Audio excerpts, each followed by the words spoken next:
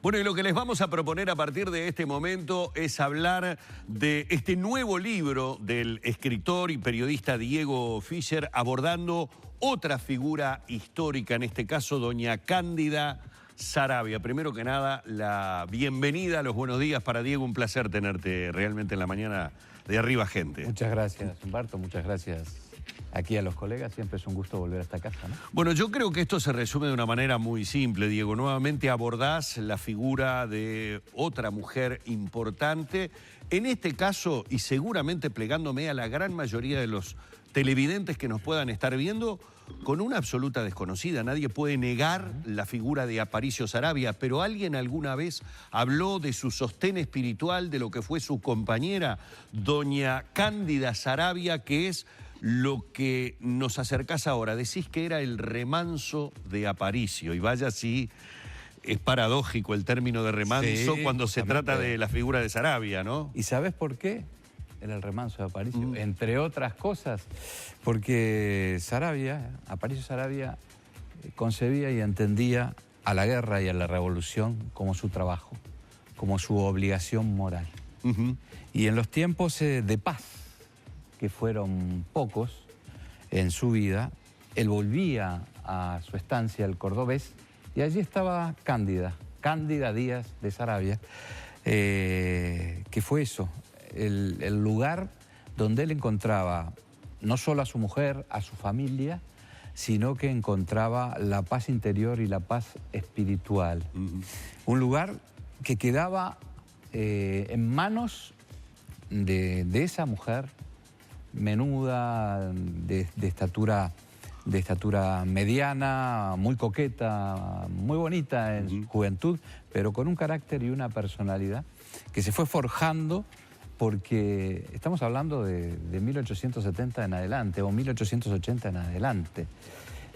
Imagínense ustedes a una mujer, madre de 6 hijos, que no solo debe hacerse cargo de sus 6 hijos, en primer término, sino de comandar, de dirigir un establecimiento. Se puso el cordobés al hombro. Tal cual.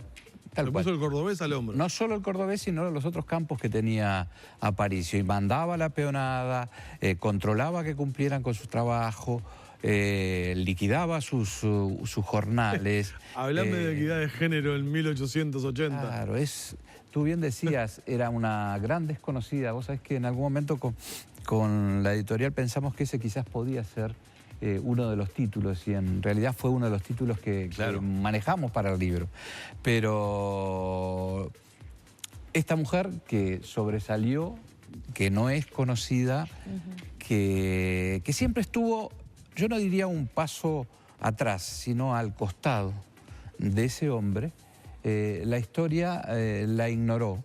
Pero no creo que por una voluntad deliberada, sino porque su perfil fue muy bajo en su momento, pero vaya si tuvo protagonismo en la historia del Uruguay en su conjunto. Porque no nos olvidemos que desde el Cordobés, y particularmente entre 1890, año más, año menos, hasta la muerte de Aparicio en 1904, se gobernó a la mitad del país, literalmente. Claro.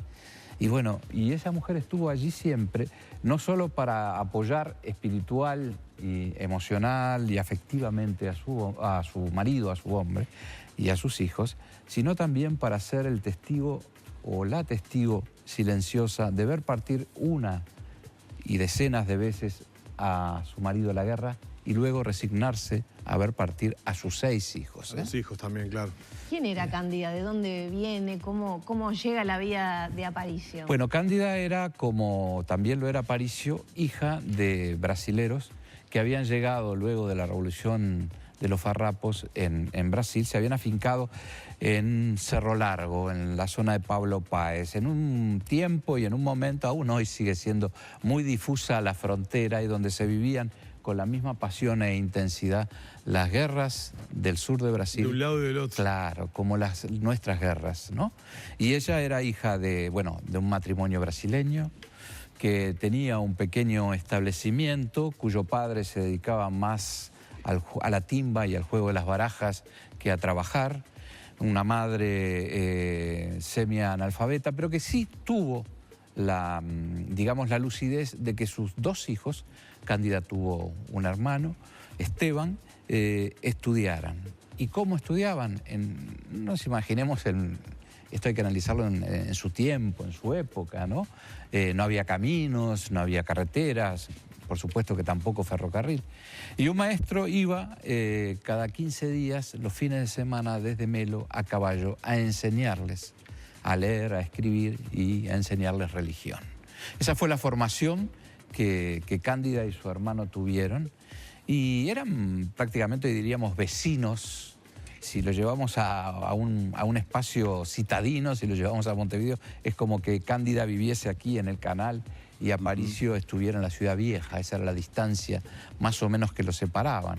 Y bueno, de niños se conocieron, pero comenzaron a verse con otros ojos en el casamiento del mayor de los hermanos Arabia, de Gumersindo, el hombre que hizo historia en el sur de Brasil. Claro. Y bueno, y allí empezó esa historia que duró. Primero convivieron durante un año, después se casaron cuando confirmaron que venía el primer hijo, Aparicio, también, como primogénito, no le quedaba otra forma, o otro nombre, no le cabía otro nombre que el de su padre. Y bueno, y allí es cuando se casan y conviven durante 27 años consecutivos. Forman esa familia con 6 hijos varones. Y Aparicio, ¿Todos hijos varones? Todos varones. Y Aparicio fue el que tuvo menos hijos de los hermanos Arabia. El padre, por ejemplo, don Chico, había tenido 3 hijos legítimos y después de enviudar tuvo 6 hijos más. Solamente un apunte más.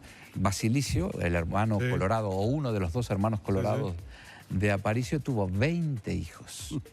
Y la mayoría varones, lo que hace que el apellido Sarabia llegue a nuestros días. Claro. La otra vez conversando con un descendiente directo de Aparicio, el senador Jorge Sarabia, él estimaba que rondaban los 5.000, los descendientes, 5.000, 6.000, los descendientes directos de don Chico y de doña Propicia, que eran los padres de Aparicio, ¿no? Claro, genealógicamente los Arabias primigenios. Claro, el árbol genealógico que yo tuve en mis manos... ¿Lo estuviste viendo? Sí, un trabajo estupendo que hizo un integrante de la familia hace un tiempo.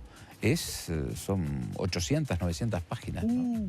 Y llega hasta el año 2000, o sea que hay 20 años todavía para llenar, ¿no? Es increíble, los rasgos de Jorge Sarabia es increíble, sí. La coincidencia con los rasgos de Aparicio. Y bueno, Sarabia, por aquello... los retratos de la época, ¿no? Claro, por aquello que lo que se hereda no se roba, ¿no? Sí. Pero ahí a carta cabal nadie puede dudar que es un Sarabia, ¿no?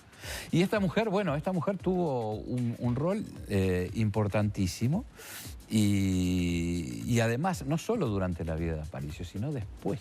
Claro, iba a decir, ¿no? El después de la vida de esta mujer, porque además, Diego se ha caracterizado en su enorme obra por descubrirnos aspectos muy desconocidos de mujeres que nosotros creíamos conocer muy profundamente, empezando por Juana de Ibarburú, Carlota Ferreira, podría hablar del libro sobre el tema de Delmira, la propia China Zorrilla, ¿no?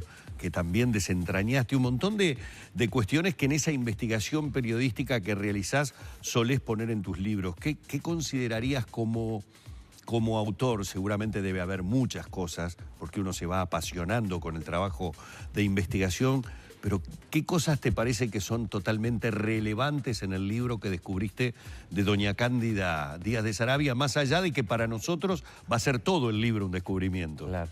Yo te diría que hay un dato importantísimo, pero quizás no cambia la historia, pero sí le da precisión. Por ejemplo, Aparicio no nació en el año en que todos los biógrafos han dicho y han escrito que nació. Ah, bueno. Nació un año después. Nació en 1850. Nadie se tomó el trabajo de ir hasta Melo y ver y fotografiar el árbol, el libro de nacimientos donde figura la partida de nacimiento. Eso es un dato, si se quiere, hasta de color, no cambia la historia en absoluto. Pero también dar con la partida de matrimonio de Cándida y Aparicio en Santa Clara de Olimar, en la parroquia de Santa Clara de Asís, y comprobar que que Aparicio y Cándida no recibieron las bendiciones matrimoniales. Y eso se lo dejo al lector para que descubra por qué. ¿Por qué? Esos son datos, digamos, de documentos, pero también en esas cartas que dan origen a este libro, que son un manojo de 10 cartas, las que yo tuve acceso, y que van, justamente abarcan el periodo de la Guerra del 4. Y descubrir a esa mujer que tiene no solo a su marido, sino a sus 6 hijos en el frente de batalla. Y cuando, desesperada por recibir noticias, ella guarda sus sentimientos y le escribe a su marido y lo sostiene y lo apuntala y lo alienta y es consciente, o digamos, o por lo menos es lo que transmiten esas cartas, que son puro corazón, de que su rol es estar donde está, en ese entonces en Vallé, donde Aparicio la había llevado, escoltada por 2 de sus hijos, a ponerla a buen resguardo, ¿no? Para que no fuera, bueno, su estancia no fuera invadida por sicarios, en fin, todas esas historias terribles que se daban. Pero sobre todo una mujer que, a pesar de ese temperamento, de ese temple, de esa fuerza, no descuidaba cosas que no son menores en un matrimonio y en una pareja. La coquetería. Era una mujer que le gustaba vestir a la moda de París, que encargaba los cosméticos a las boticas más caras de Montevideo y de Buenos Aires. Lo mismo que Aparicio. Aparicio era un hombre que siempre estaba impecable, viajaba iba a la guerra con un baúl donde tenía todos sus afeites y todos sus elementos para siempre lucir como se lo había visto en la fotografía. Impecable. ¿no? Sí, sí. Impecable, ¿no? Pero además, esa mujer que, a pesar de todo y sobre todas las cosas, mantiene viva la llama de ese hogar. Y no es poca cosa. Diego Fischer, doña Cándida Saravia. El remanso de Aparicio es su última producción. Ya me lo pidieron de producción, te lo digo por las dudas que no te lo vas a poder llevar. Me dijeron que no se toca. Diego, un placer haberte tenido. Muchas gracias. ¿Podemos dar una primicia? Sí, cómo no.